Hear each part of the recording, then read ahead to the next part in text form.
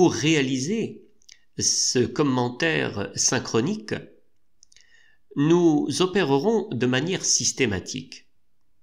À savoir, dans un premier temps, nous ferons une description visuelle des détails de la scène. Puis, dans un deuxième temps, nous ferons un commentaire à partir du texte biblique ou de la compilation de textes bibliques que la scène sous-entend.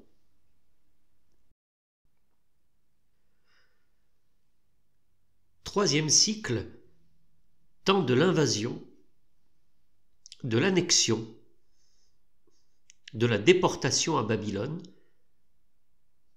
jusqu'à la naissance de Jésus. Toujours en harmonie avec l'exégèse de la généalogie de Jésus selon Matthieu,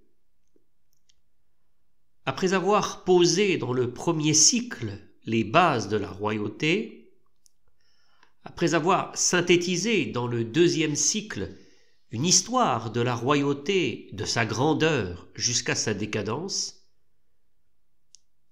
voici ce troisième cycle de 7 verrières qui va nous conduire de la difficile période de l'invasion, annexion, déportation à Babylone jusqu'à la naissance de Jésus, celui qu'on nomme Christ, pour reprendre le verset Matthéen.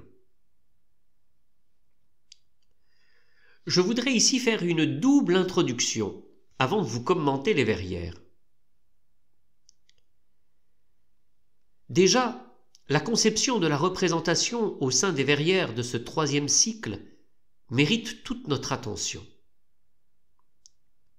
En effet, la représentation unique ne suffit plus à rendre compte de ce qui se passe dans le récit. Autant jusqu'à présent, les personnages principaux et certains détails rendaient visibles un ou plusieurs textes et mettaient en lumière une interprétation possible. Or, avec la verrière précédente, nous avons pu voir que cela ne suffit plus.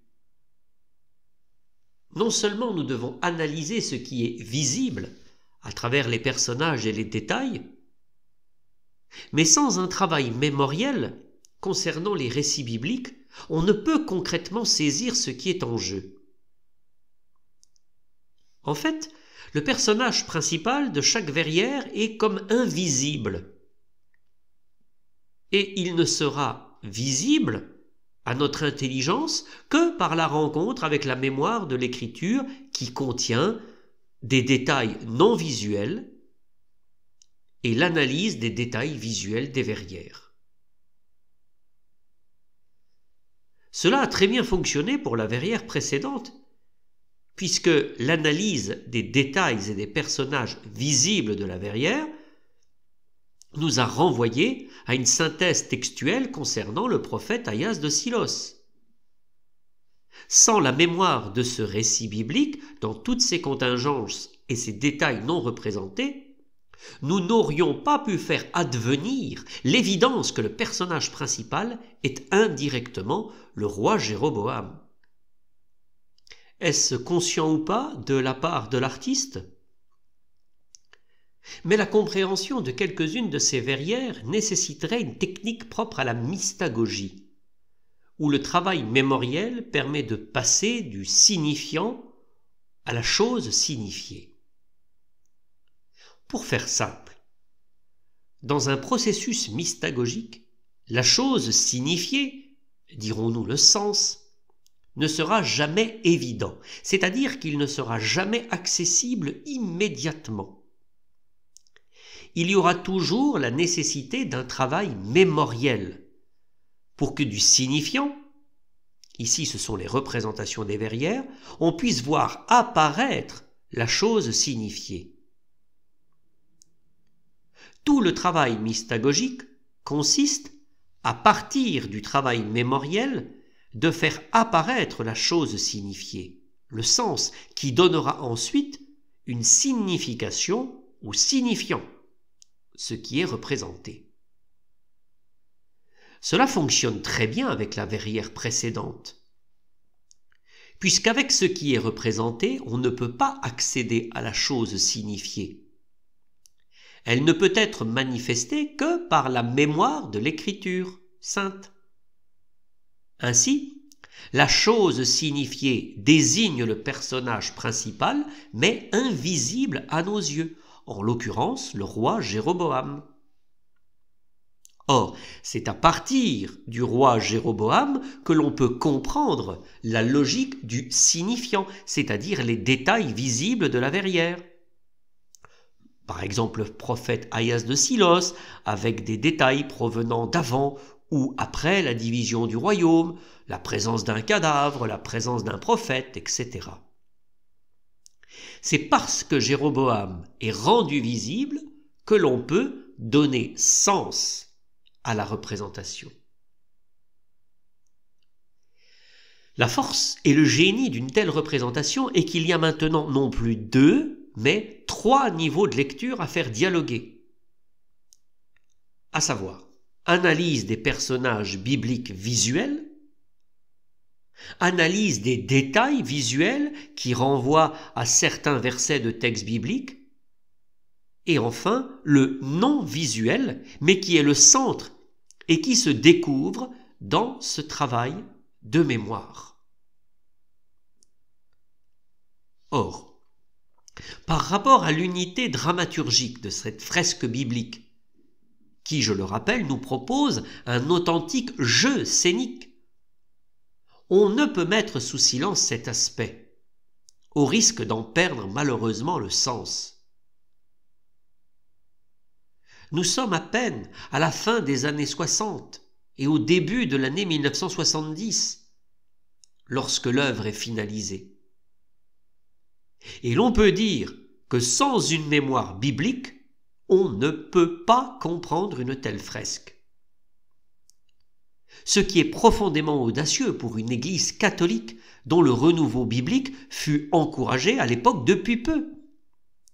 La dimension œcuménique, implicite, est heureuse parce qu'il y a bien un enrichissement mutuel.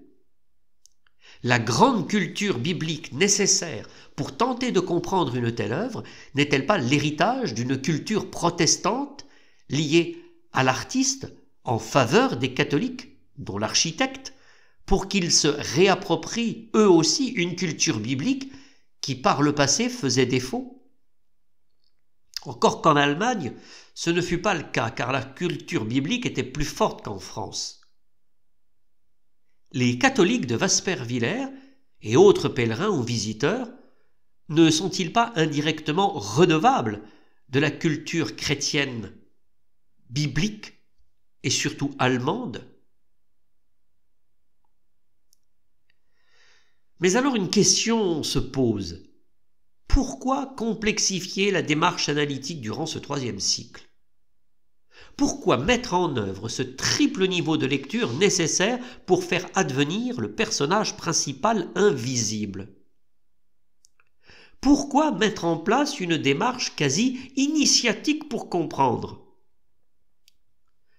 Est-ce parce qu'il traite de l'invasion, de l'annexion de la terre promise jusqu'à la déportation à Babylone?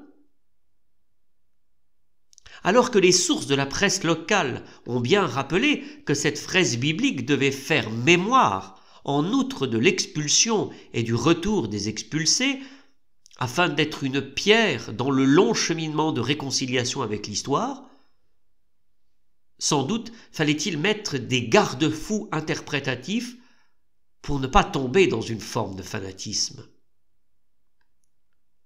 Le pari était risqué à la base. Car représenter des textes bibliques racontant invasion, déportation, exil et tous les dommages collatéraux face à des personnes qui ont vécu dans leur chair un tel drame, il fallait avoir beaucoup de prudence et de pondération pour ne pas déchaîner des passions, des rancœurs, des haines ou des envies de vengeance, ou alors instrumentaliser l'écriture à des fins partisanes et politiques. Si l'art doit participer à la cicatrisation des plaies de l'histoire, l'artiste et le concepteur doivent eux-mêmes énormément discerner en amont. Je pense personnellement qu'il y a une volonté de brouiller les pistes pour chercher à comprendre justement et pour éviter toute interprétation hâtive, trop évidente. D'autant que si l'interprétation devient plus complexe, les verrières, quant à elles, se simplifient, allant jusqu'à une forme de symbolisme épuré et sobre. Un peu comme si la représentation devenait anecdotique. Au contraire, face à ce paradoxe d'un sens plus complexe à trouver, au cœur d'une représentation qui se simplifie jusqu'à une forme de nature morte, il y a la nécessité de prendre le temps.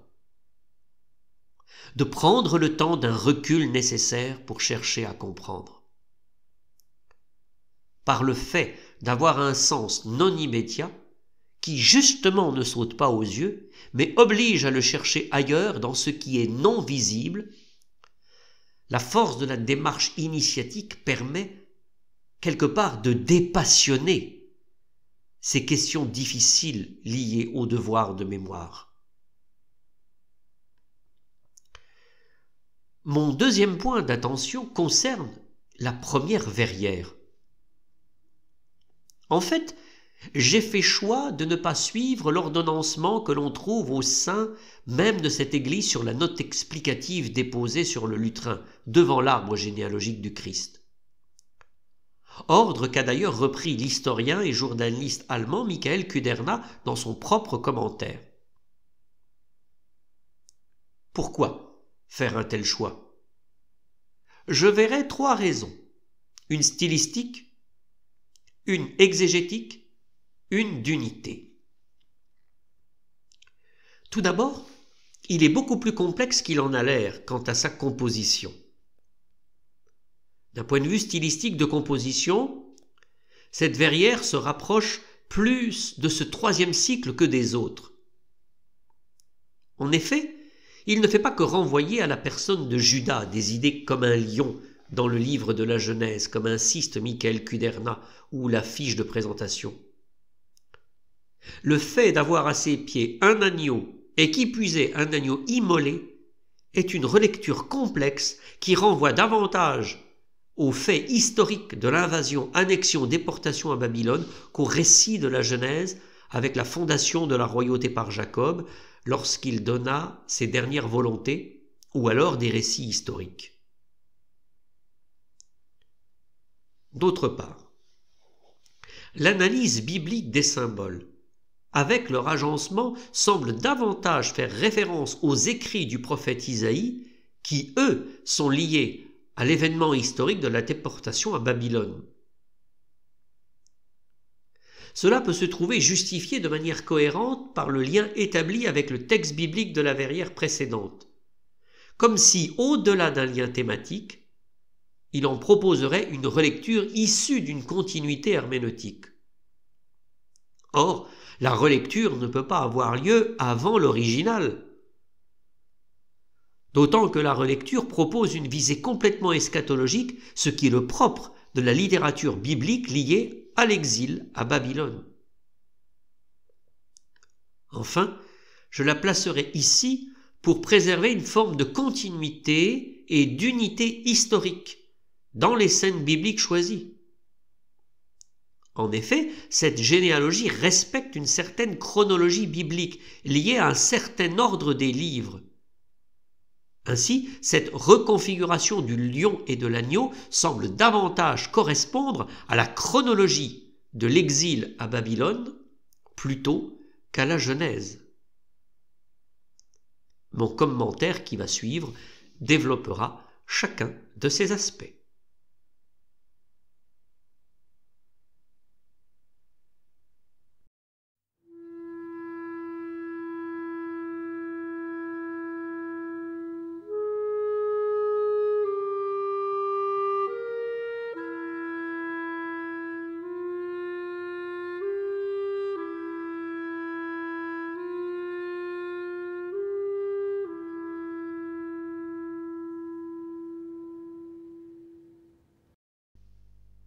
Quinzième scène. Que pouvons-nous observer? Tout d'abord, il y a un agneau, mais il est un peu spécial, déjà parce qu'il a 7 yeux, et ensuite, si nous comptons bien, il a 7 cornes. Il est couché tout simplement parce qu'il a été immolé. On peut très nettement distinguer une flaque de sang au niveau de ses pieds. Et derrière lui, avec une patte qui va par-dessus lui, il y a un lion.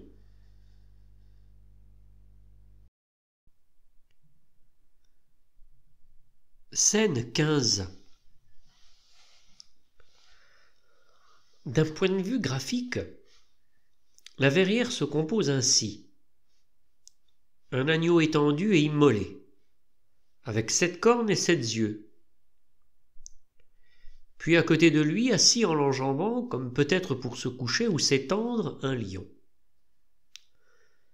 Visuellement, nous voyons un lion assis à côté d'un agneau immolé. Or, d'un point de vue biblique, il n'existe aucun texte et aucun verset qui parle d'un lion assis ou qui s'étend ou se couche à côté d'un agneau immolé. Nous sommes ici vraiment en présence d'une énigme iconographique. Commençons par l'Ancien Testament. L'image du lion a une double signification. Par sa férocité, il désigne le mal. C'est par exemple le cas pour le célèbre récit du prophète Daniel, en Daniel chapitre 6 et 14, où ce dernier est dans sa fosse. Nous sommes dans un contexte d'exil. La prière à Dieu est interdite sous peine de châtiment à périr par les fauves. Le prophète Daniel, par amour de son Dieu, transgresse cet interdit babylonien et se retrouve dans la fosse. Mais sa prière fut telle qu'aucune bête ne l'attaqua parce que des anges vinrent leur fermer la mâchoire. Au contraire, les lions avaient totalement perdu leur férocité et étaient devenus doux. Cette prière de Daniel est l'image de la victoire de Dieu sur la férocité du mal, qui tourne autour de nous comme si nous étions une proie. À côté de cette désignation du mal, nous avons une seule image du lion présente dans le livre de la Genèse, sans doute la plus célèbre. Jacob lui-même désigne son fils Judas comme un lion. On trouve cela en Genèse 49, les versets 8 à 12. Donc Jacob désigne son fils comme un lion au moment d'annoncer son testament. C'est lui qui est l'élu de Dieu et deviendra le premier roi.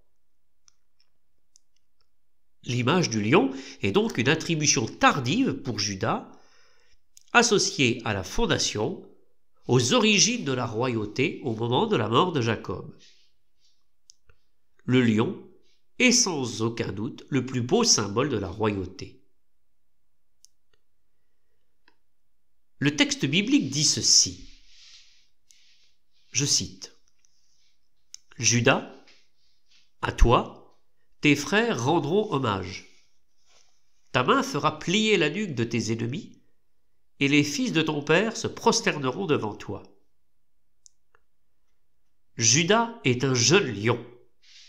Tu remontes du carnage, mon fils. Il s'est accroupi. Il s'est couché comme un lion. Ce fauve, qui le fera lever? Le sceptre royal n'échappera pas à Judas, ni le bâton de commandement à sa descendance, jusqu'à ce que vienne celui à qui le pouvoir appartient, à qui les peuples obéiront. Il attache à la vigne son ânon au cep le petit de son ânesse. Il foule dans le vin son vêtement, dans le sang des raisins son manteau. Ses yeux brillent plus que le vin, ses dents sont plus blanches que le lait. Ce récit est riche d'enseignements pour notre iconographie. Car en plus du fait que l'image du lion désigne la personne de Judas, on décrit le sens allégorique du lion qui s'assoit. Dans le contexte biblique, Judas est comparable à un lion qui s'assoit, parce qu'il est revenu victorieux, parce qu'il a triomphé des ennemis de son peuple. Le lion qui s'assoit est un signe d'un triomphe contre le mal. De plus, on découvre une dimension d'attente messianique dans cette présentation de la royauté. Si en Judas, on trouve l'acte de fondation de la royauté par son père Jacob, cette dernière demeure en attente. À quoi reconnaîtra-t-on ce roi Messie attendu? Il sera monté sur un âne. Ses vêtements seront marqués par l'association du vin et du sang. Comment ne pas y voir déjà les signes précurseurs d'une relecture christologique, où celui qu'attend la royauté de Juda, le lion, sera Jésus-Christ lui-même, celui qui fut monté sur un âne, qui versa son sang, désigné comme le vin de l'alliance nouvelle et éternelle.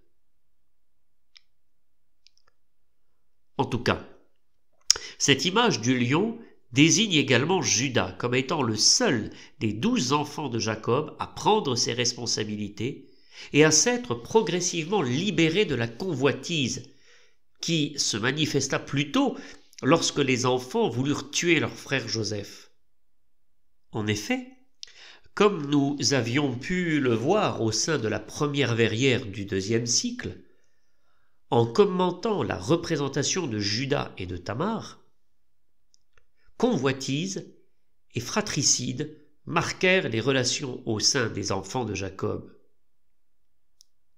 Or, Judas intervint en faveur de Joseph pour que son sang ne coule pas et qu'il ne soit pas tué. Au contraire, Judas deviendra le modèle dans le judaïsme d'une conversion progressive à la miséricorde de Dieu pour s'occuper de ses frères. Judas finalement a triomphé de ses ennemis intérieurs, c'est-à-dire la tentation.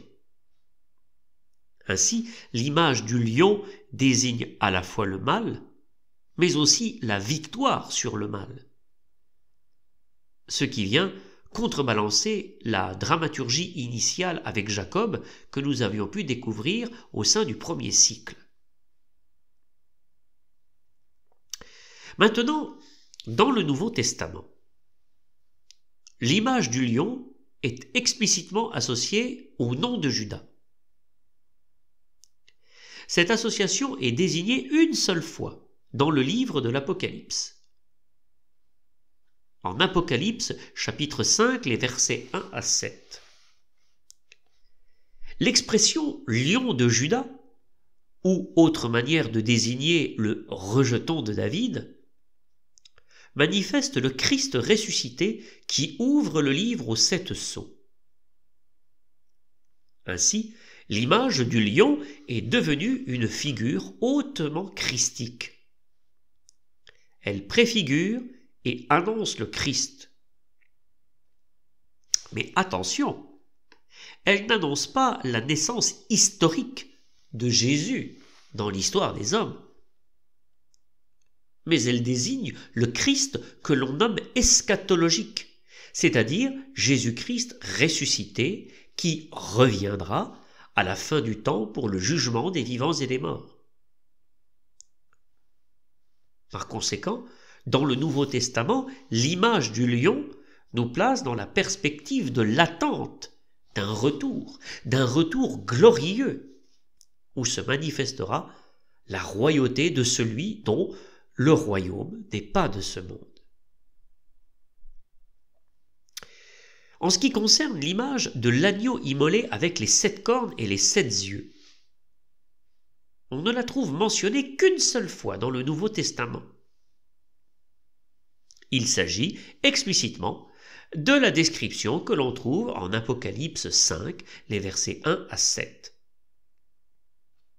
Mais l'agneau immolé est également décrit en Apocalypse 21. Là, il est comme le centre, la seule source de lumière qui illumine la Jérusalem céleste. Toutes les nations convergent vers la Jérusalem céleste parce qu'elles sont guidées par cette lumière de l'agneau qui est placée en son centre. L'Apocalypse est donc le seul texte du Nouveau Testament qui assemble, dans un seul récit, l'image du lion, sans mentionner qu'il est assis, en parlant uniquement de sa victoire, et de l'agneau immolé, mais dans une visée précise. La construction narrative du texte fait que le lion et l'agneau immolé désignent la même personne, Jésus-Christ, aussi appelé le rejeton de David. Pour preuve, on dit que le lion de la tribu de Juda ouvrira le livre aux 7 sceaux. Or, le verset suivant dit que c'est l'agneau immolé qui ouvre le livre. Bien que ne mentionnant pas que le lion soit assis ou couché à côté de l'agneau, seule une interprétation christologique de l'écriture, en Apocalypse 5, les versets 1 à 7, permet d'associer l'image du lion avec l'agneau immolé dans tout le Nouveau Testament.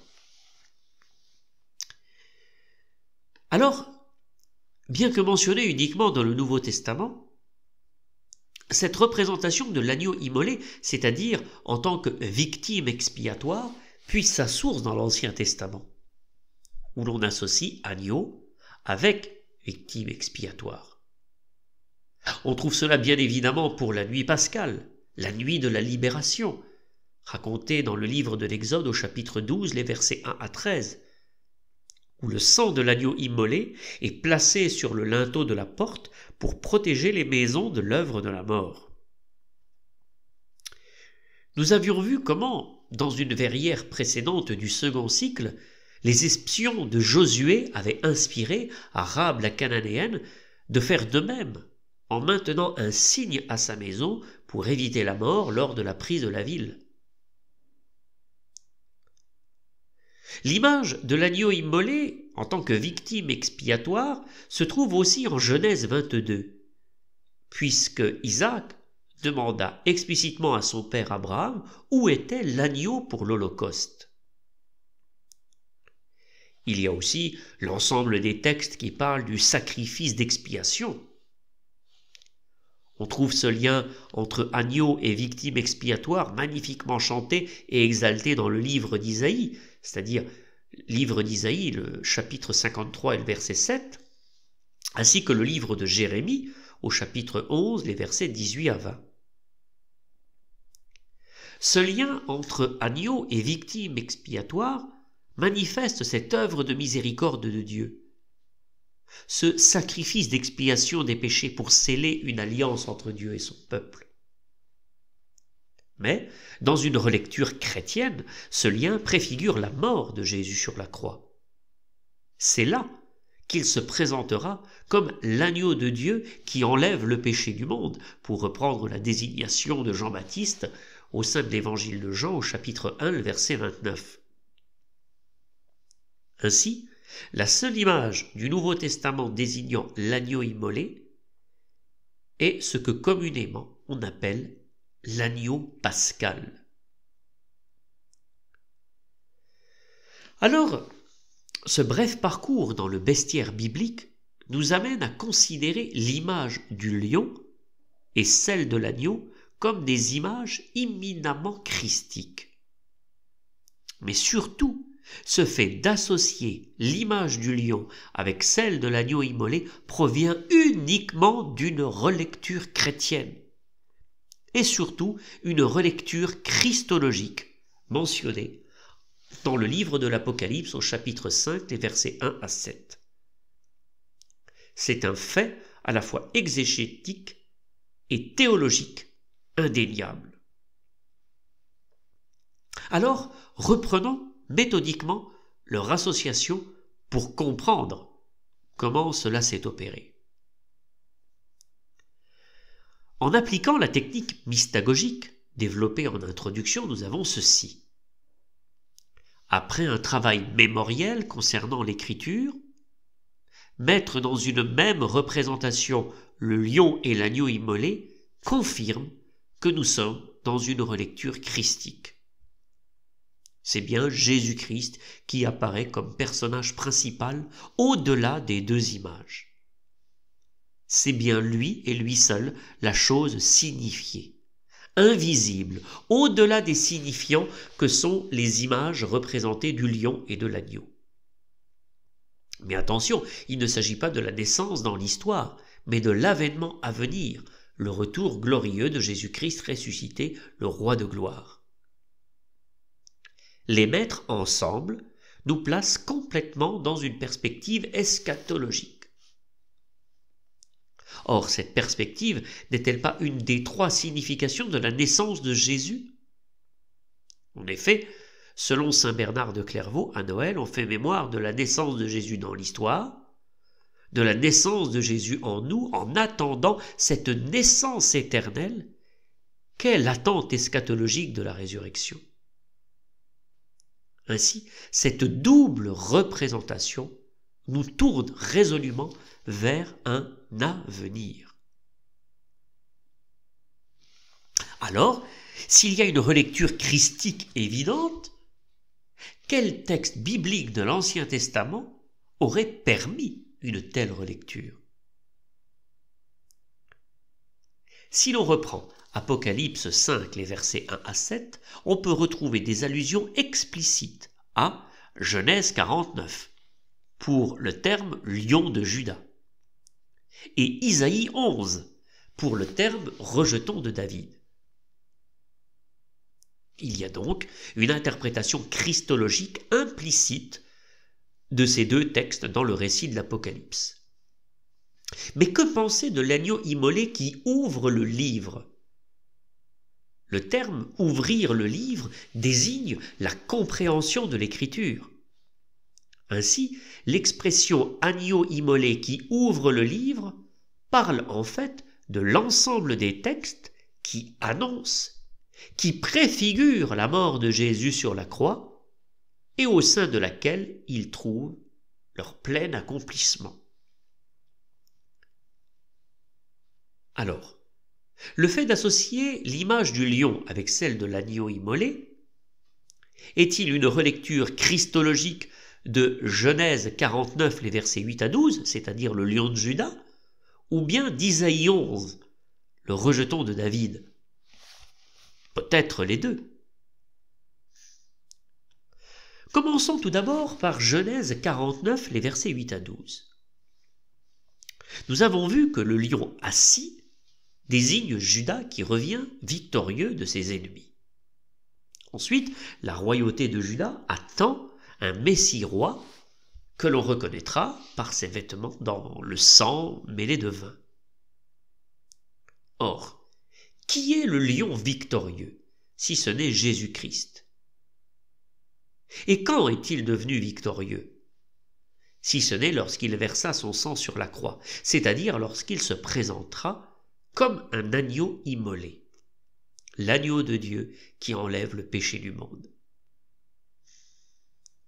En fait, en Apocalypse 5, les versets 1 à 7, l'association du lion avec l'agneau immolé est à la fois une relecture christologique et l'accomplissement de l'écriture en Genèse 49, les versets 8 à 12, en Jésus-Christ. Jésus-Christ est à la fois un nouveau Juda, victorieux, c'est-à-dire un héritier légitime de la royauté, mais en même temps, il est celui que l'on attend depuis la fondation de la royauté. Cependant, si l'on prend Apocalypse 21, présentant l'agneau immolé comme la source de lumière de la Jérusalem céleste, vers qui convergent toutes les nations, nous avons alors une relecture christologique élargie d'une autre prophétie de l'Emmanuel en Isaïe au chapitre 2. En effet, la prophétie parle des temps messianiques où les nations convergeront vers Jérusalem guidées par sa lumière. Or, pour l'Apocalypse, cette lumière est interprétée comme l'agneau immolé, c'est-à-dire Jésus-Christ crucifié et ressuscité. Par conséquent, les relectures christologiques de Genèse 49, versets 8 à 12 et d'Isaïe au chapitre 2 sont très explicites en Apocalypse 5, les versets 1 à 7 et Apocalypse 21. Il nous reste à présent à analyser le cas d'Isaïe 11, la célèbre prophétie du rameau de la souche de Jessé. Ce texte a-t-il un lien avec l'association de l'image du lion avec celle de l'agneau? D'emblée, il faut dire qu'il n'existe qu'un seul verset de l'Écriture où l'on mentionne explicitement l'agneau et le lion, ensemble dans un même verset, mais n'ayant pas de lien scénique. Il s'agit justement d'Isaïe au chapitre 11, les versets 6 et 7, où nous avons « Le loup habitera avec l'agneau, le léopard se couchera près du chevreau, le veau et le lionceau seront nourris ensemble, un petit garçon les conduira. La vache et l'ours auront même pâture, les petits auront même gîte, le lion, comme le bœuf, mangera du fourrage. » Il s'agit précisément de la prophétie d'Isaïe appartenant aux prophéties de l'Emmanuel. Ce verset appartient à la célèbre prophétie évoquant l'image du rameau qui sort de la souche de Jessé, du rejeton qui jaillit des racines. Bref, le texte à l'origine de la représentation iconographique des arbres de Jessé pour illustrer la généalogie de Jésus. Cette littérature prophétique désigne un Messie qui, en contexte de guerre et de déportation, sera celui qui apportera l'espérance d'une paix durable. Ce Messie fera revenir les déportés du peuple sur leur terre, puis fera que les ennemis cessent enfin de faire la guerre. Ainsi, ce rameau de la souche de Jessé, ce rejeton qui jaillit des racines, accomplira une œuvre de paix. Il sera le modèle des artisans de paix. Ainsi, l'utilisation de l'image du loup avec l'agneau, comme du lion nourri en même temps que le veau ou le bœuf, est éloquente parce qu'elle met côte à côte le prédateur, le loup, le lion, à côté de sa proie, l'agneau, le veau, pour signifier l'œuvre de ce Messie attendu. Il n'y aura plus d'instinct de prédation, plus de convoitise d'une proie, bref, plus de domination. Comme pour le livre de Daniel, c'est l'image de la victoire, c'est l'image d'une œuvre de paix où les anciens ennemis sont devenus des amis et vivront ensemble, en paix. Cette œuvre de paix désigne indirectement une œuvre de réconciliation, car sans elle, comment faire pour que les ennemis d'hier puissent à nouveau vivre ensemble, sans cet instinct de convoitise et de domination? Or, n'est-ce pas une préfiguration de Jésus-Christ que l'on désignera à sa naissance comme le prince de la paix? Avec cette verrière, nous sommes face à un problème de représentation iconographique. Car dans le contexte de ce récit d'Isaïe, qui le seul met ensemble dans un même verset le lion avec l'agneau, l'image du lion ne renvoie pas à la figure de Judas, et l'image de l'agneau ne renvoie pas à la victime expiatoire. Et puis surtout, il n'y a pas de lien scénique, d'autant qu'ils sont utilisés séparément avec d'autres animaux pour uniquement mettre en lumière cette paix messianique entre les anciens ennemis, débarrassés de la convoitise et de la domination, débarrassés de l'esprit du rapport prédateur-proie. Ainsi, la représentation de l'agneau avec le lion ne provient pas d'une relecture christologique de ce texte d'Isaïe. Avec un autre exemple textuel, nous proposerons un argumentaire circonstancié dans la suite de notre propos. Par contre, il faut noter qu'Isaïe 11 suggère une relecture christologique en Apocalypse 5, les versets 1 à 7, pour justifier le fait que Jésus est à la fois le Messie attendu, mais aussi le roi attendu dans la lignée de David. En ce sens, la relecture christologique de Genèse 49, les versets 8 à 12, et Isaïe 11, en Apocalypse 5, les versets 1 à 7, confirme que Jésus est bien le Messie attendu. Mais en plus, le roi attendu dès l'origine, dans la lignée de Juda, et en plus dans la lignée de David.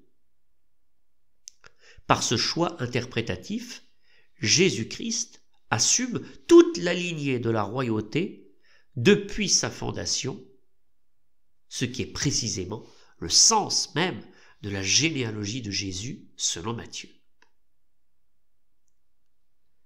Mais alors, que se passe-t-il visuellement? Alors déjà que cette verrière, comme la précédente avec Aias de Silos, fait apparaître un personnage invisible, qui n'est autre que Jésus-Christ. Mais, attention, le Christ glorieux, celui qui est mort et ressuscité dans la gloire. Placé ainsi dans la généalogie, il n'est pas encore né dans l'histoire que déjà on évoque son mystère pascal. Ensuite, Gabriel Tim Kutemeyer a représenté un lion assis, alors que nous avons vu que la relecture christologique de Genèse 49, les versets 8 à 12, en Apocalypse 5, les versets 1 à 7, ne le mentionne pas.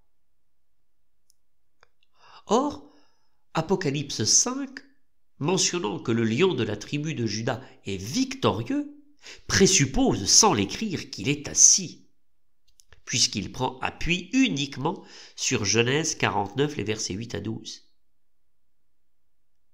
Ici l'œuvre d'art, tout en représentant l'interprétation christologique de Genèse 49, les versets 8 à 12, faite en Apocalypse 5, les versets 1 à 7, rappelle visuellement des détails provenant du texte interprété pour renforcer ce lien herméneutique. L'exégèse ici est confirmée par l'art. Le signe visible de la verrière manifeste le sens caché de l'écriture. Cela appuie l'idée que cette association figurative entre le lion et l'agneau est atypique et qu'elle constitue un acte herméneutique qu'il convient d'approfondir. Car la complexité suscitée par l'association de l'agneau immolé avec le lion est au fond la question fondamentale de son lien avec l'écriture. Cette représentation pose indirectement la question polysémique des images du bestiaire dans l'écriture. Un animal peut avoir plusieurs significations. Cette verrière serait alors hors cadre du programme iconographique, complètement asymétrique, déjà d'un point de vue thématique par rapport à la progression que nous avons pu mettre en lumière jusqu'à présent. Mais surtout, elle représente non pas une synthèse, un abrégé de textes bibliques déterminés comme pour les autres, mais un acte d'interprétation christologique de l'écriture dont le ou les textes originels ne sont pas d'emblée accessibles. Cette verrière incarne à mon avis un acte herméneutique capital pour comprendre l'ensemble. Or, l'interprétation que propose l'historien et journaliste Michael Kuderna, en n'évoquant que la figure du lion comme image de Judas, est malheureusement trop succinct. Cette verrière est aussi hors cadre, car elle semble relever davantage du Nouveau Testament que de l'Ancien Testament, alors qu'elle se situe parmi des verrières relatives à l'Ancien Testament, bien qu'elle soit la verrière la plus christologique, ou pourrait-on dire la plus chrétienne des verrières de l'Ancien Testament.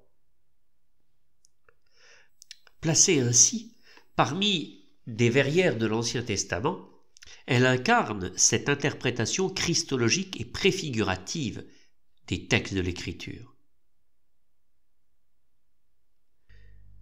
Ultime question de ce long raisonnement. Cette relecture christologique en Apocalypse 5, les versets 1 à 7, est-elle opérée uniquement à partir de Genèse 49, les versets 8 à 12 ? Posé autrement, n'y a-t-il que le texte de Genèse 49, les versets 8 à 12, qui aurait suscité une relecture christologique associant l'image du lion et de l'agneau immolé au sein d'Apocalypse 5, les versets 1 à 7 ? Ou bien y aurait-il d'autres textes de l'Ancien Testament ? Y aurait-il un autre texte biblique où un lion s'étendrait effectivement près d'une victime expiatoire et dont la relecture christologique permettrait elle aussi de justifier Apocalypse 5, les versets 1 à 7 ? Or, il n'y a qu'un seul texte dans tout l'Ancien Testament où l'on fait référence d'un lion qui se couche auprès d'une victime. Il se trouve présent dans la verrière précédente. En effet, dans la verrière précédente, faisant apparaître le roi Jéroboam, n'avons-nous pas découvert l'histoire de cet homme juste, inconnu du royaume de Juda, qui vient lui annoncer la naissance d'un roi en Juda, qui viendrait purifier le culte, détruire les idoles et réunifier le royaume ? Or, cet homme inconnu n'a-t-il pas, pour son chemin de retour, été attaqué par un lion ? Ce dernier s'est couché à côté de lui sur le chemin, et c'est cette image qui permit au faux prophète qui l'avait manipulé de venir le chercher pour l'enterrer de manière honorifique. Voici ce que dit le texte biblique au premier livre des rois, au chapitre 13, les versets 24 et 25. Celui-ci partit. Un lion le rencontra en chemin et le tua. Son cadavre gisait sur le chemin. L'âne se tenait à côté de lui. Le lion se tenait aussi à côté du cadavre. Voici que des passants virent le cadavre qui gisait sur le chemin et le lion qui se tenait à côté du cadavre. Ils allèrent en parler dans la ville où habitait le vieux prophète. Nous pouvons remarquer que le texte biblique insiste par 2 fois sur ce fait visuel. Un lion est à côté du cadavre. Or, que représente dans le contexte biblique cet homme juste, si ce n'est un innocent qui prophétisa en pleine division du royaume la seule légitimité de la maison de David ? Le faux prophète, seul responsable de la mort de cet innocent, lorsqu'il vit cette scène, décida de tout faire pour lui donner une sépulture digne. Pourquoi ? Parce qu'indirectement, en voyant la présence du lion qui rappelle ici la royauté, cela devient un signe qui confirme la seule légitimité de la maison de David. Il a cru qu'il était bien l'envoyé de Dieu et a cru en sa parole. D'un point de vue visuel, ce tableau ainsi décrit par le premier livre des rois, avec un homme baignant de son sang, un lion assis à côté de lui, de même que l'âne, ressemble à s'y méprendre à la prophétie de Jacob, lorsqu'il désigna son fils Juda comme un lion, en Genèse 49, les versets 8 à 12. En effet, Juda est comparé à un lion assis, parce qu'il est victorieux de ses ennemis. Juda devient roi, mais dans l'attente d'un autre, dont les vêtements seront marqués du sang et du vin, et il sera porté par un âne. Replacé dans le contexte historique, cette vision, un âne, un homme baigné de sang et un lion assis à côté de lui, rappelle indirectement la promesse de la royauté dont Jéroboam en a été un usurpateur. Indirectement, c'est le signe qui rappelle l'acte de fondation de la royauté dont Jéroboam en a été infidèle. Cela montre que Dieu n'oublie pas la promesse. Et par l'homme juste, il annonce que la royauté va être restaurée. Elle le sera, mais malheureusement n'empêchera pas l'invasion et l'exil à Babylone. Or, une relecture chrétienne et christologique de cette scène y verrait peut-être une préfiguration de Jésus-Christ, l'innocent, mort sur la croix, et aussi celui qui est roi, descendant de David et surtout né à Bethléem, c'est-à-dire dans le royaume de Juda. Ainsi, une interprétation christologique de cette scène pourrait justifier le remplacement du cadavre de l'homme juste par l'image de l'agneau immolé, véritable victime innocente et expiatoire. Et en même temps, le lion couché, rappelant Juda, désignerait ce roi devant précisément naître au royaume de Juda, dans la maison de David. L'âne à côté de lui, pourrait parfaitement être le signe qui rappelle l'entrée triomphale de Jésus à Jérusalem, où il est monté sur un âne, et les évangiles insistent sur ce fait. L'homme juste, avec à côté de lui l'âne et le lion assis, désignerait une seule personne, Jésus-Christ.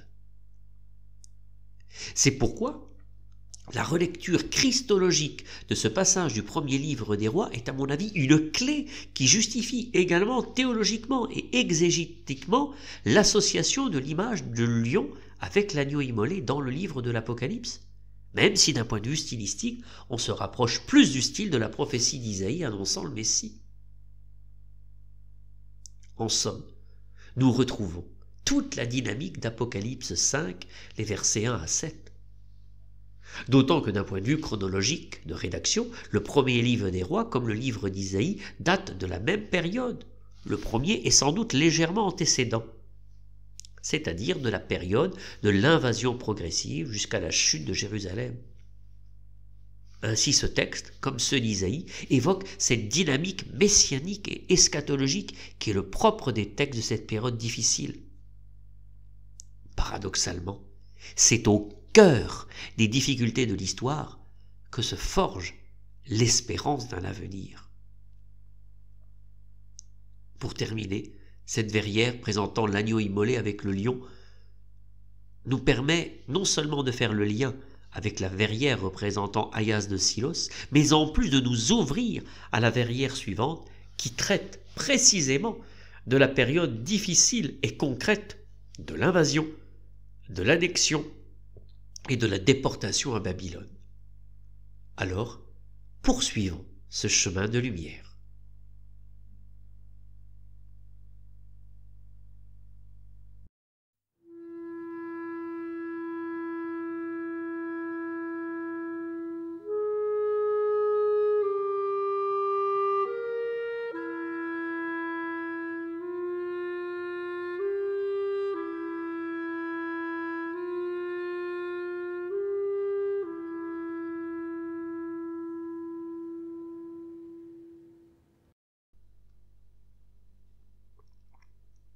Cette verrière est divisée en 3 épisodes qui se répondent. Tout à gauche, le prophète Isaïe désigne de son doigt l'épisode du milieu. Tout à droite, comme un prisonnier avec un anneau dans le nez, regardant lui aussi la partie centrale, comme si cela le concernait également. La partie centrale concentre donc l'action essentielle de l'ensemble, la destruction des idoles. Cette mise en situation de la verrière nous amène à procéder à la même technique. Y aurait-il un personnage invisible qui suggérerait les 3 parties de cette verrière et qui nous permettrait de saisir le sens caché au-delà des représentations? La partie centrale nous en donne un indice, car non seulement on détruit les idoles, mais en plus on détruit le serpent d'airain que le roi Jéroboam avait travesti en nouvelle idole. Or, cette action ciblée n'est autre que celle du roi Ézéchias. Voyons plus en détail chacune des scènes.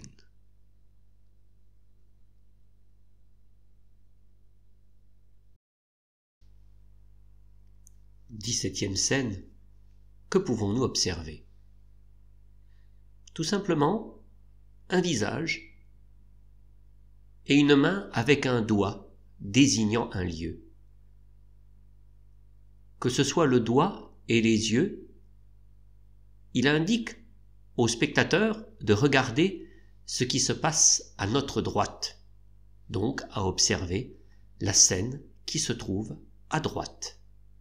Il s'agit tout simplement de la scène où le poteau sacré des idoles a été brisé, ainsi que le serpent en métal.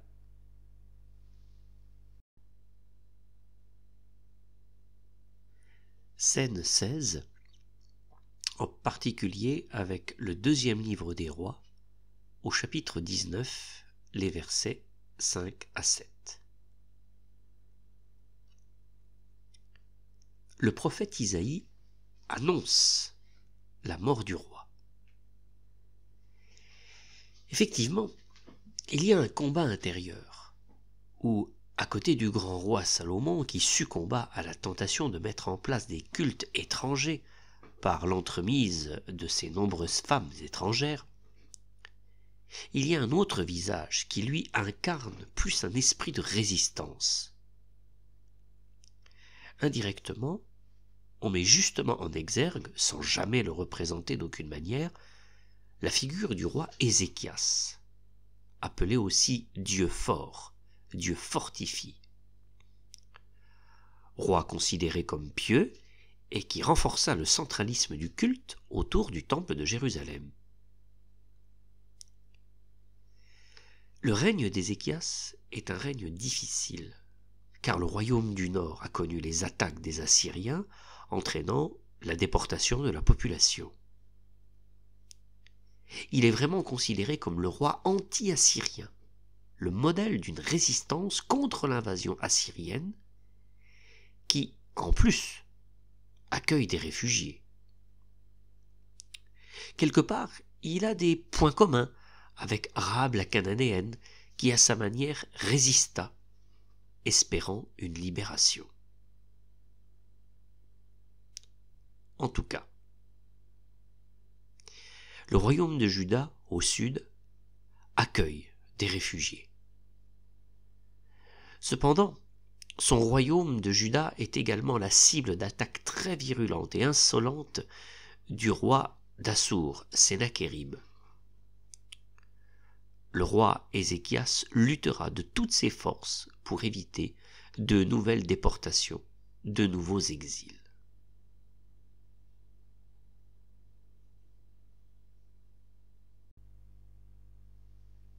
16e scène. Que pouvons-nous observer? Il y a deux objets détruits.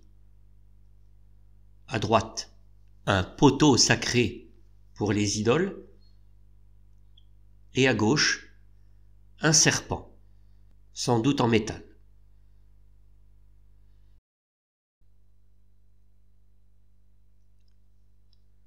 Scène 17, avec en particulier le deuxième livre des rois, au chapitre 18, les versets 1 à 7.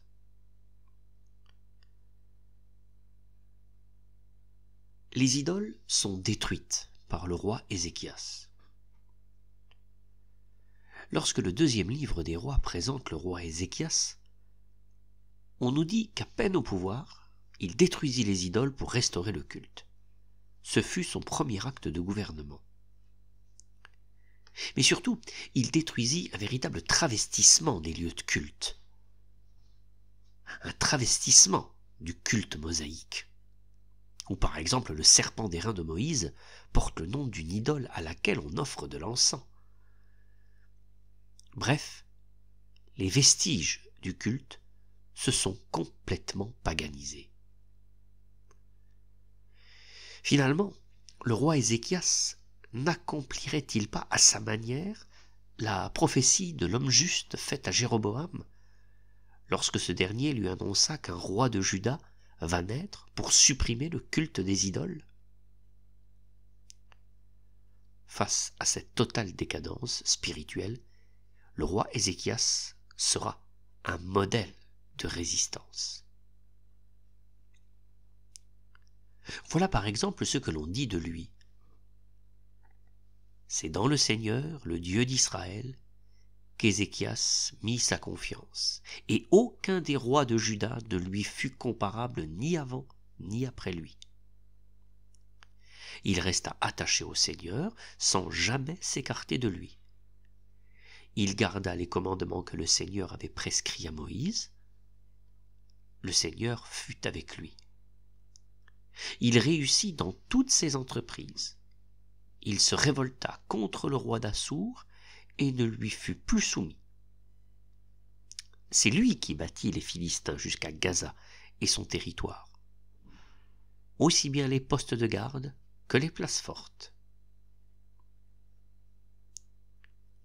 Le roi Ézéchias est donc un homme de foi, mais aussi un homme de combat, pour lutter contre cet esclavagisme dû aux annexions et aux déportations successives. À sa manière, en luttant contre les envahisseurs assyriens, il essaye également de reconstruire l'unité du royaume, divisé depuis le roi Jéroboam. D'une manière, n'est-ce pas là aussi une concrétisation de la prophétie d'Ahias de Silo à la femme du roi Jéroboam, lorsqu'il lui annonça sa chute et les invasions à venir? Est-ce que ce récit du deuxième livre des rois ne serait-il pas un accomplissement des prophéties de l'homme juste et d'Ahias de Silo contenues dans le premier livre des rois? En tout cas, le roi Ézéchias fut un homme très généreux, puisqu'on loua le fait qu'il accueillait les exilés et les réfugiés de la déportation.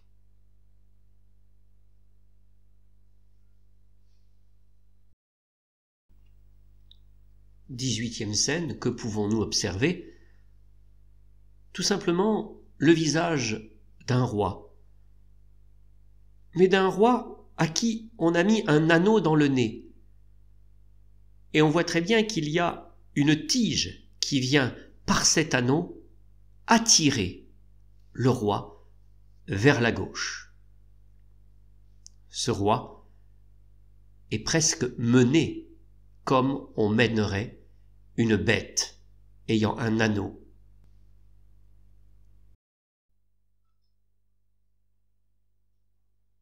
Scène 18, avec le deuxième livre des rois, au chapitre 19, les versets 20 à 28.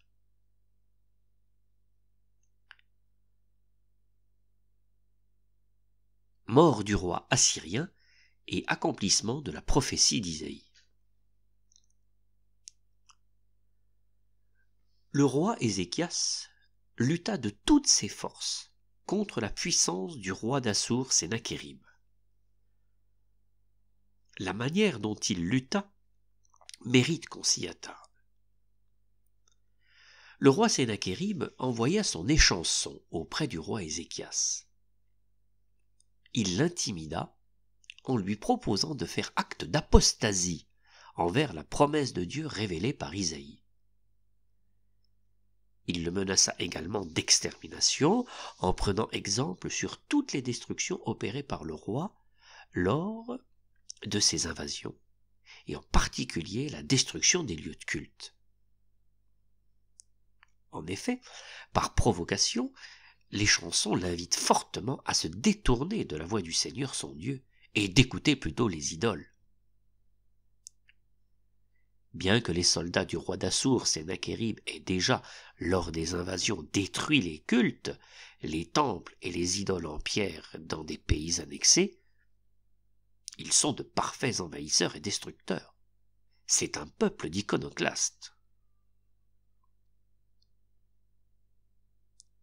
En somme, il veut intimider et ébranler par la crainte le roi Ézéchias sur son aspect le plus singulier, sa fidélité dans la foi et son œuvre de restauration du culte pour remplacer le culte des idoles. Il convient de garder en mémoire une double menace, car l'action de l'envahisseur assyrien ne repose pas uniquement sur une emprise territoriale, politique ou militaire, mais aussi sur une emprise spirituelle liée au culte des idoles. le peuple assyrien est autant un ennemi politique que religieux. Aussi, face à cette double menace de foi et de destruction spirituelle et politique, le roi Ézéchias monta en personne au temple de Jérusalem pour demander l'aide de Dieu. Par la voix du prophète Isaïe, le roi Ézéchias découvrit qu'il ne faut pas craindre les insultes des Assyriens les concernant. Au contraire, il faut demeurer fidèle envers la promesse de Dieu. Il découvrit aussi que Dieu lui-même allait combattre. Et puisque le roi d'Assour, Sennachérib, va retourner chez lui, sur inspiration de Dieu, il y trouvera la mort. Le prophète Isaïe annonce que le roi Sennachérib allait recevoir un anneau dans le nez à cause de son insolence et de sa provocation envers Dieu.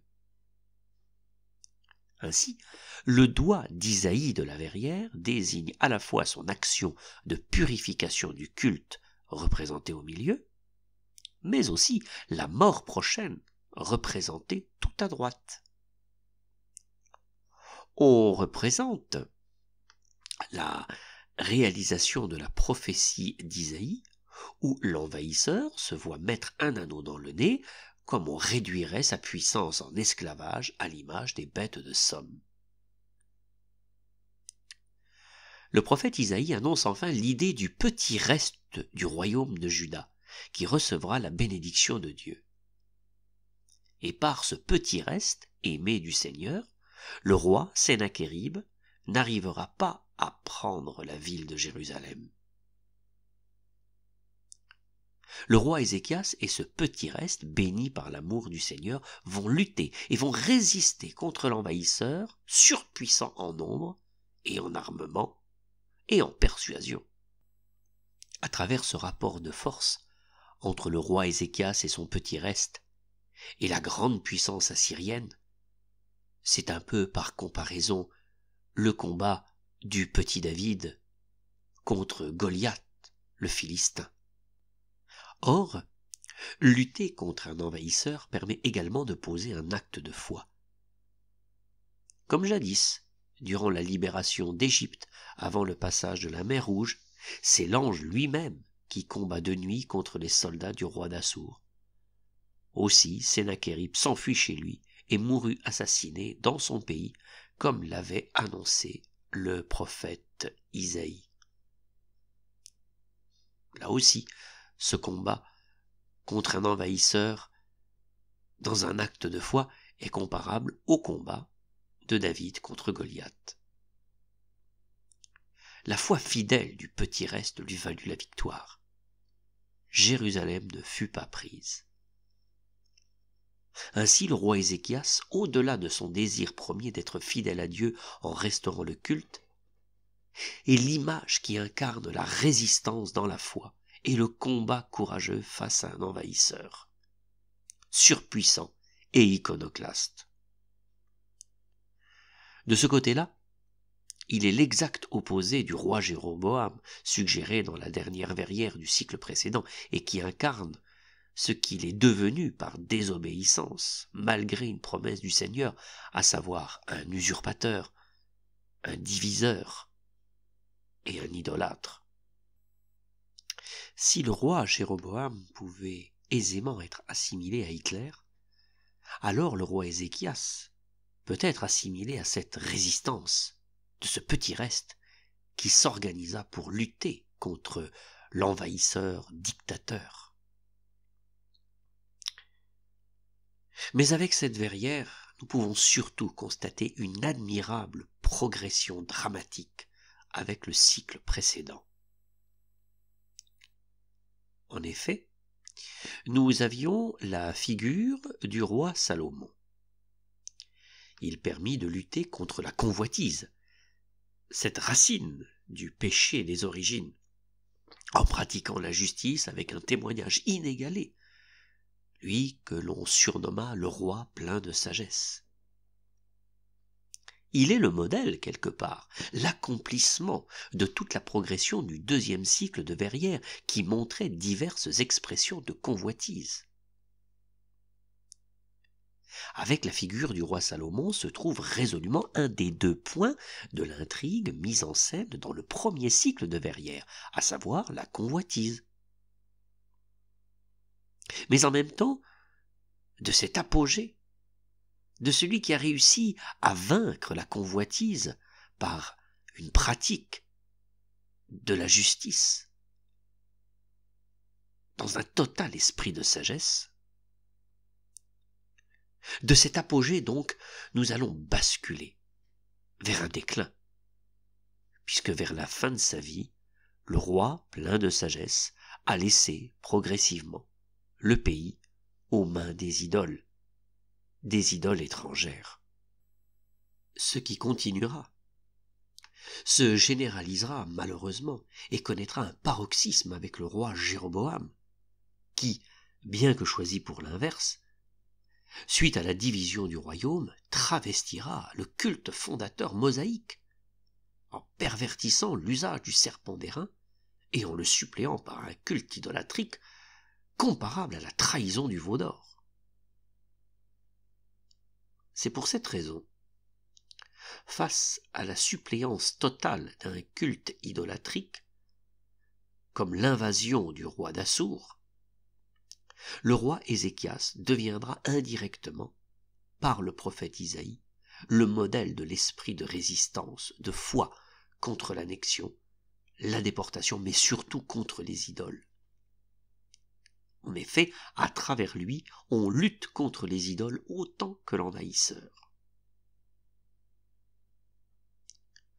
Aussi, le roi Salomon, le roi Jéroboam et le roi Ézéchias forment une triade successive cohérente. Installation progressive d'idoles étrangères, puis travestissement du culte mosaïque par un culte idolâtrique, enfin restauration du culte par la destruction des idoles.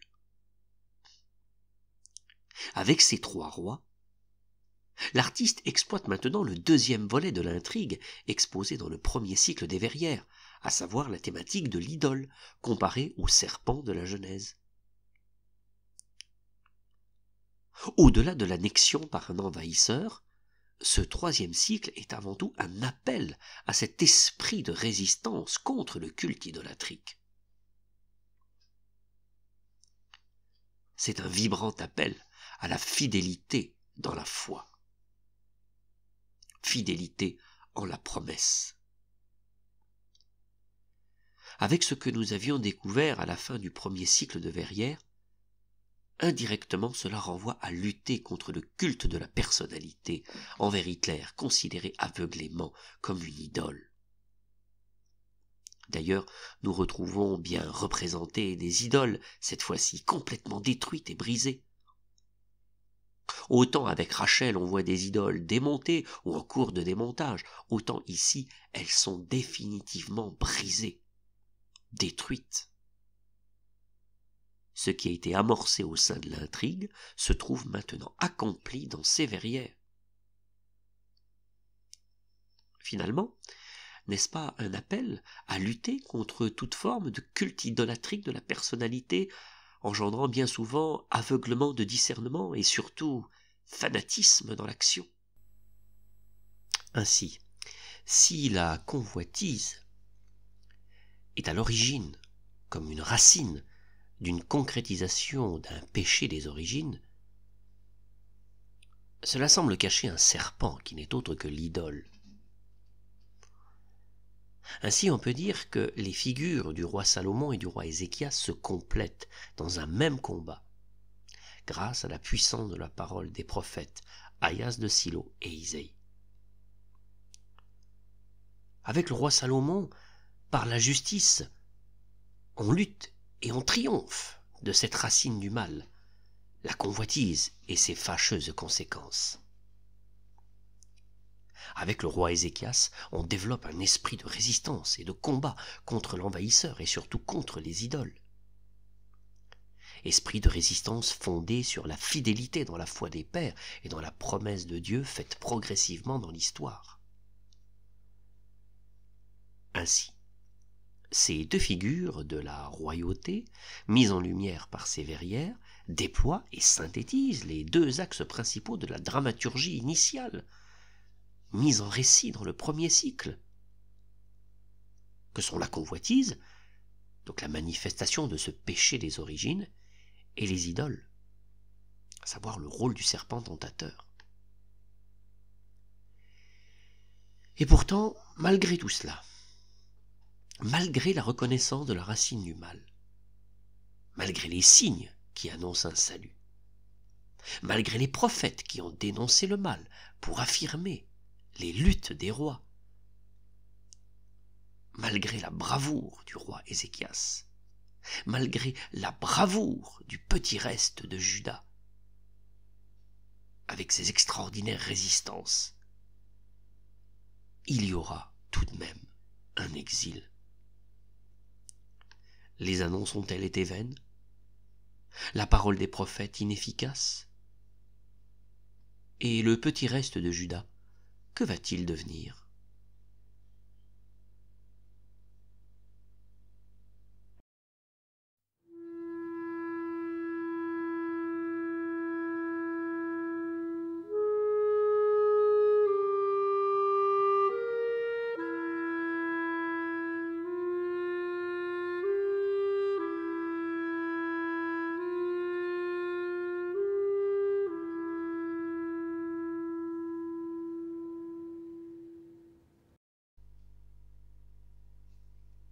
Dix-neuvième scène. Que pouvons-nous observer? Nous voyons déjà trois personnages. Ils ont un voile sur la tête.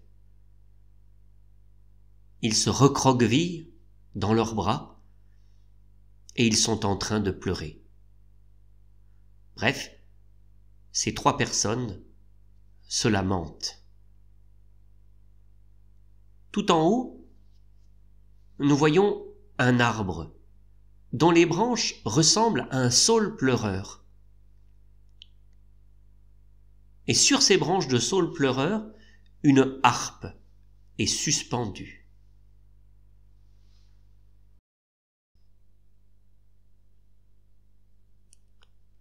Scène 19, avec le psaume 137. Représentation toute simple ici, du psaume. Ce psaume par excellence qui parle de la déportation à Babylone. C'est le temps de l'exil, mais c'est aussi le temps du souvenir. Car comme dit le psaume, c'est le temps de faire mémoire. Oui, il faut garder en mémoire le souvenir de la ville de Jérusalem, dont on a été contraint par la force de la quitter.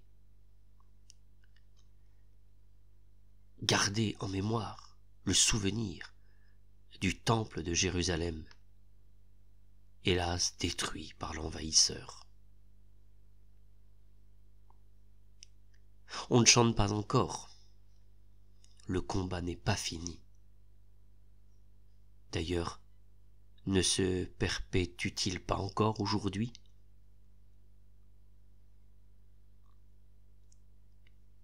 Les harpes sont pendues sur le saule pleureur, en son sommet,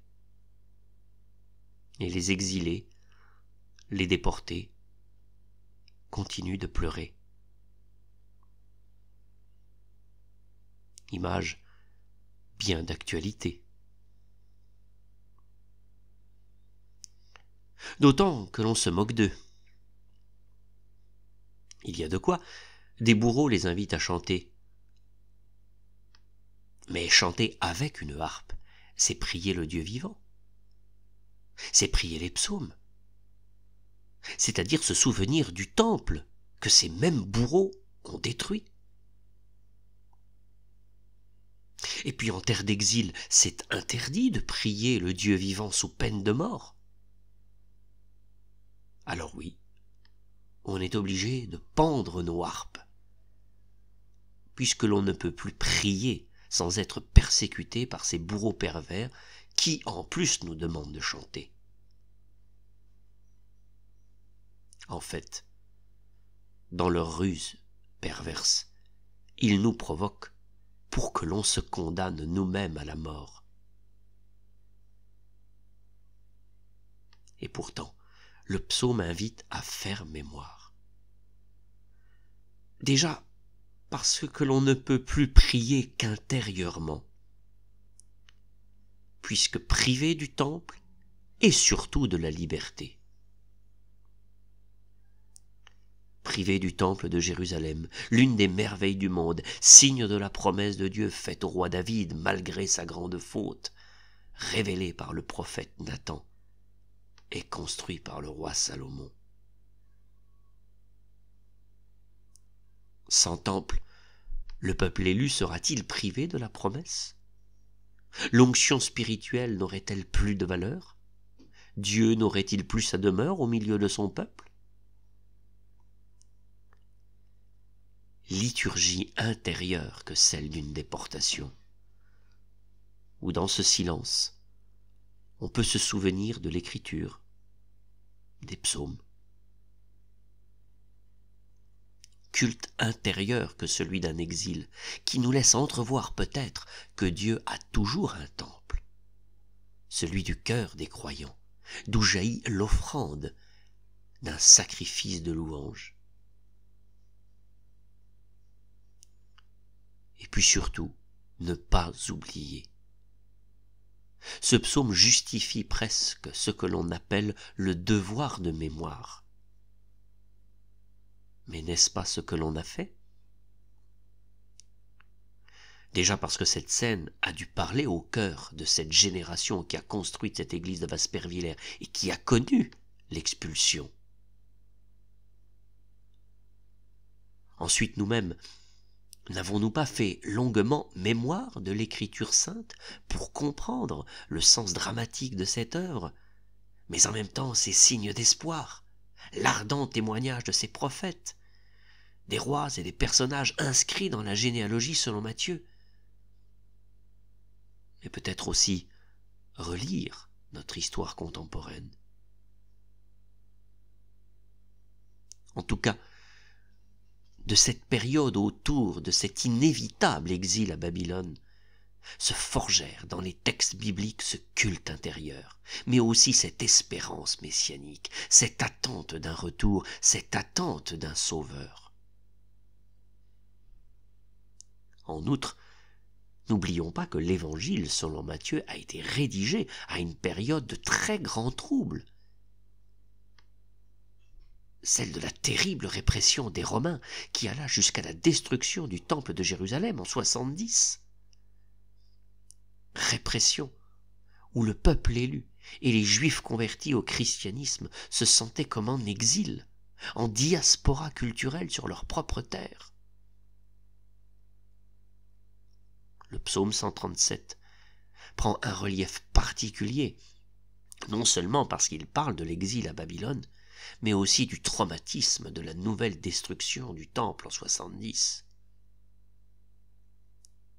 En tout cas, les textes bibliques relatifs à l'Ancien Testament s'arrêtent sur cette chute dramatique, vertigineuse, cet épisode douloureux et traumatisant, l'exil et la déportation.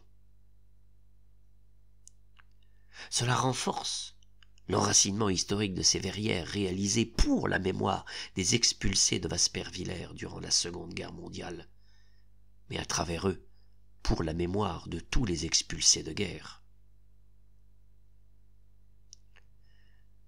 De cette chute vertigineuse, dramatique, on passe tout de suite à cette espérance psalmique du psaume 137, trouvant en Jésus-Christ son total accomplissement, sa pleine révélation.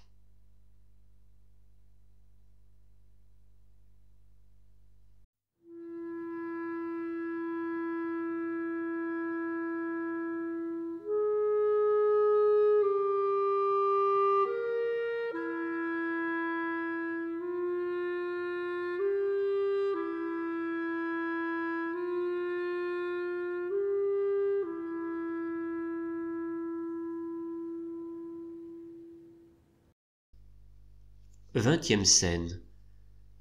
Que pouvons-nous observer? À l'arrière-plan, nous voyons une femme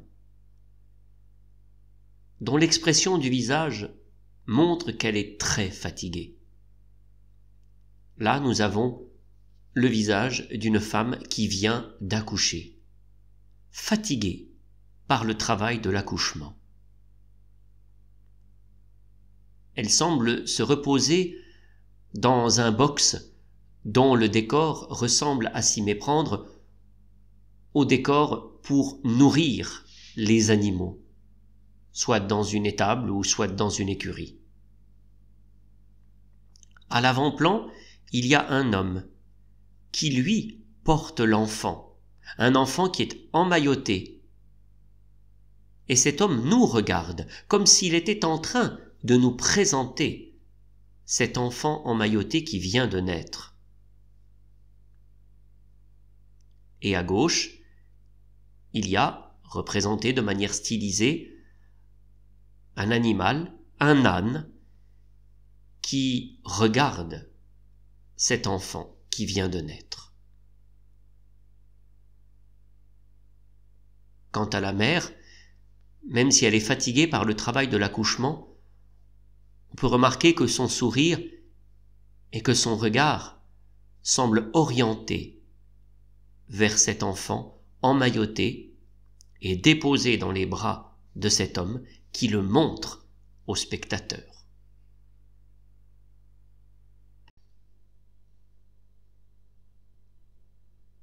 Scène 20 avec l'Évangile selon saint Luc au chapitre 2, les versets 1 à 7.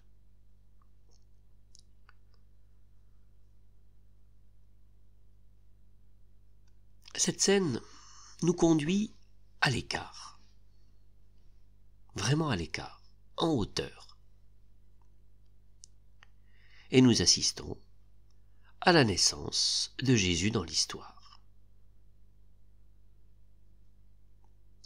Jésus y est officiellement présenté,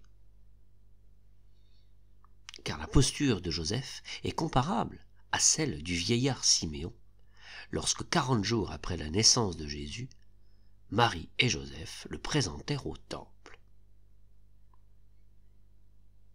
Ici, cette naissance est une présentation. Non plus à Dieu, mais au monde, à toute personne qui porteront leurs yeux sur cette verrière. Voilà le but ultime de tout ce cheminement biblique. Tout ce qui a été partagé, découvert, approfondi des textes de l'Écriture trouve en lui sa plénitude et son achèvement. Bref, tout nous conduit à cet enfant, ainsi présenté au monde. Il est la cime de la révélation, son admirable sommet. Mais voilà, Jésus est porté par les bras de Joseph, il est présenté par lui. Ce geste est très important parce qu'au fond, c'est le père adoptif qui nous présente son enfant.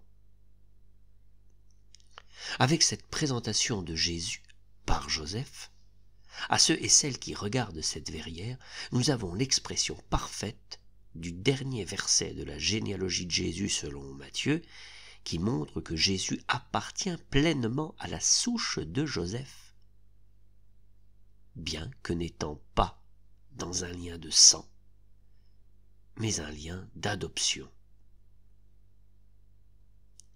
Présentant ainsi Jésus au monde, Joseph manifeste son consentement d'accueillir et de reconnaître cet enfant.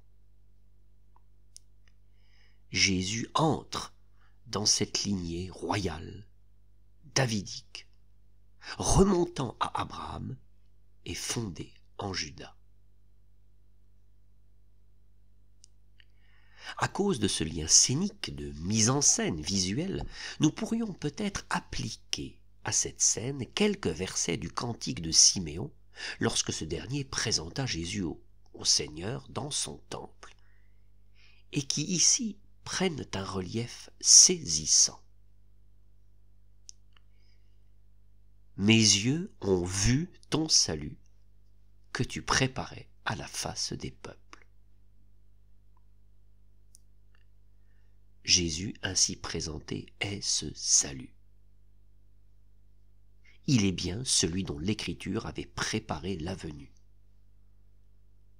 En voyant son visage, c'est toute la généalogie parcourue et cet acte mémoriel de l'Écriture qui trouve en lui son total accomplissement.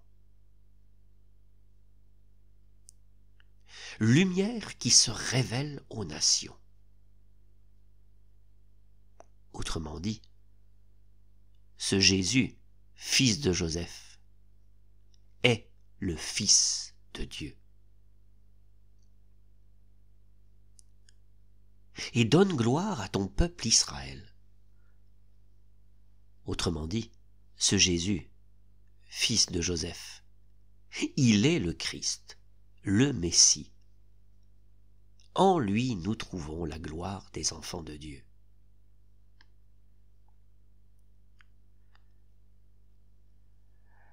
Quant à Marie, elle se repose de l'accouchement, allongée avec les traits fatigués, éprouvés de ce travail de mise dans le monde. Représentation unique, audacieuse et si réaliste. Elle se repose également comme si elle retenait tous ces événements et les méditait dans son cœur. Verset litanique qui scande régulièrement l'Évangile selon Luc. N'oublions pas la seule présence de l'âne.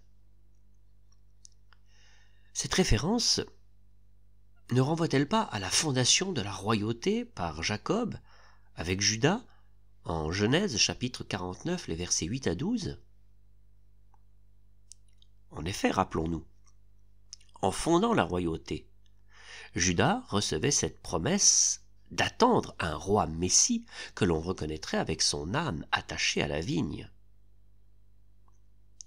Les autres attributs, c'est-à-dire le vêtement dans le sang ou dans le vin, de cette promesse ont été décrits et représentés dans la verrière 15 avec le lion assis à côté de l'agneau immolé. Cette présence de l'âne anticipe cette présence lors de l'entrée triomphale de Jésus à Jérusalem avant de vivre son mystère pascal. D'ailleurs, pour confirmer cette présence, les évangiles citeront explicitement le prophète Zacharie qui déploie cette idée contenue dans Genèse 49, les versets 8 à 12, à savoir le roi Messie se reconnaît parce qu'il est monté sur un âne. Jésus est présenté par son père adoptif Joseph, mais l'âne est déjà là, à côté. Bref, en cette verrière s'accomplit toute la promesse qui se révéla à Abraham, à Juda par son père Jacob. Mais qu'en est-il de ce qui a été révélé au roi David ?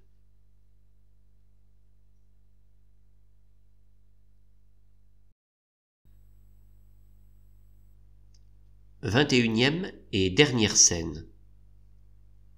Que pouvons-nous observer ? Il y aurait deux plans dans cette scène. Tout d'abord, en arrière-plan, en haut, à gauche, un homme qui observe, mais dont l'expression des yeux et de la bouche le laisse très interrogatif, très circonspect face à ce qui se passe. Et qu'est-il en train de se passer ? Nous avons un homme dont une femme est couchée à ses pieds. Elle est en train de laver et d'embrasser ses pieds, et nous voyons bien qu'à côté d'elle se trouve un flacon Peut-être un flacon de parfum?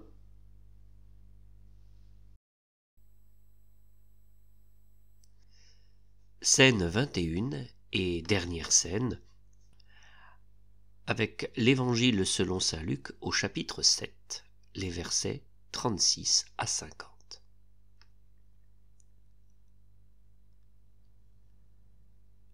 Enfin, pour terminer ce parcours, en dessous de cette naissance-présentation, calme et paisible, il y a un dernier épisode. L'épisode du lavement des pieds de Jésus par les larmes de la femme pécheresse, puis l'onction avec le parfum de très grande valeur. Épisode raconté par l'évangéliste saint Luc. Lavement des pieds et onction, qui annonce déjà le mystère pascal, le mystère de la mort et de la résurrection de Jésus. Car dans le mystère de la résurrection, c'est aussi le mystère même d'un pardon, le mystère d'une réconciliation, d'une consécration dans l'amour. Avec cette dernière verrière, ce Jésus né de Marie, reconnu par Joseph et présenté par lui au monde, est celui-là même que l'on reconnaît comme Christ, c'est-à-dire loin du Seigneur. Le choix de cette scène est particulièrement audacieuse, puisque le Christ est vraiment désigné comme loin du Seigneur, celui qui a reçu l'onction, par une femme pécheresse qui, à ses pieds, lui lave les pieds avec ses larmes, l'essuie de ses cheveux, et lui fait cette onction avec un parfum de très grande valeur.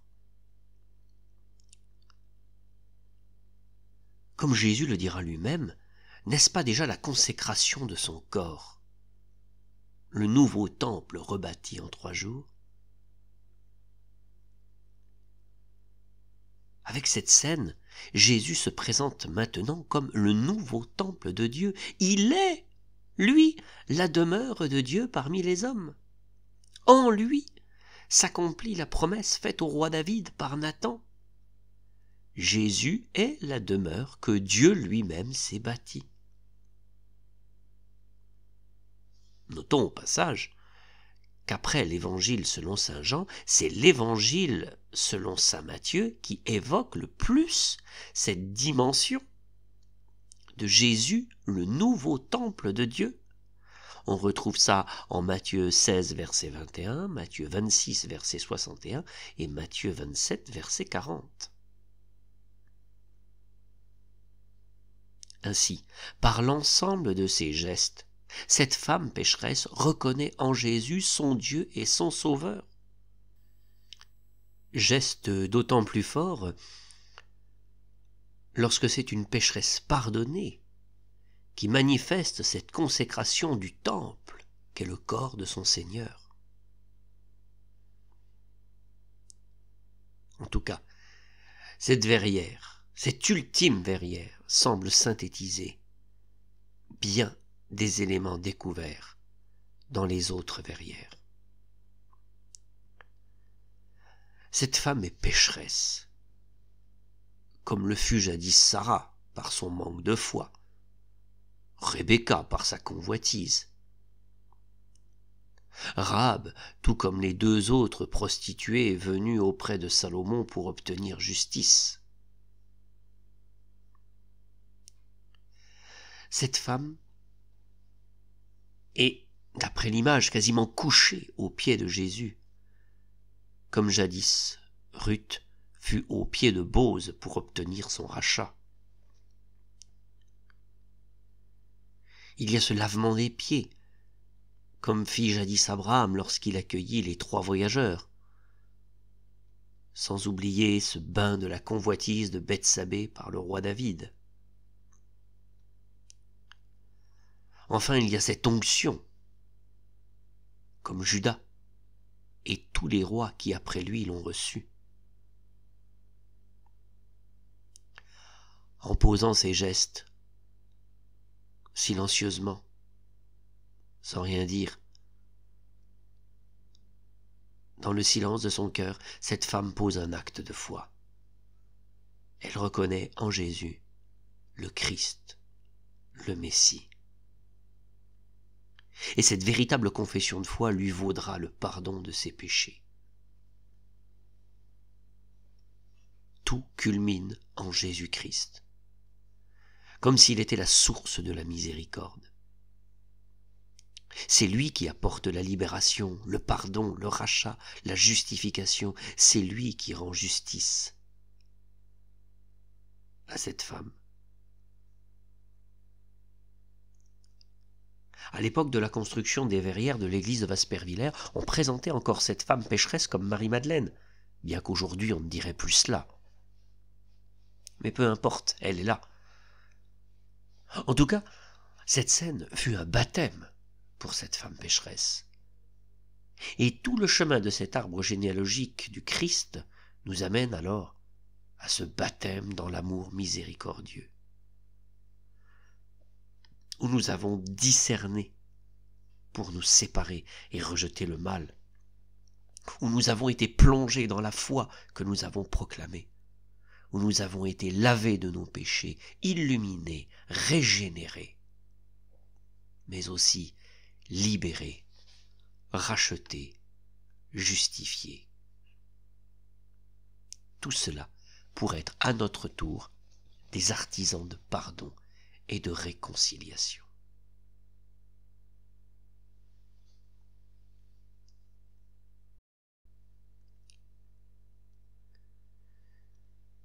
Cette naissance est un chemin qui nous donne et la vie et le pardon. Et cela n'est qu'une ultime préparation pour aller à la lumière, à l'amour, à la vie.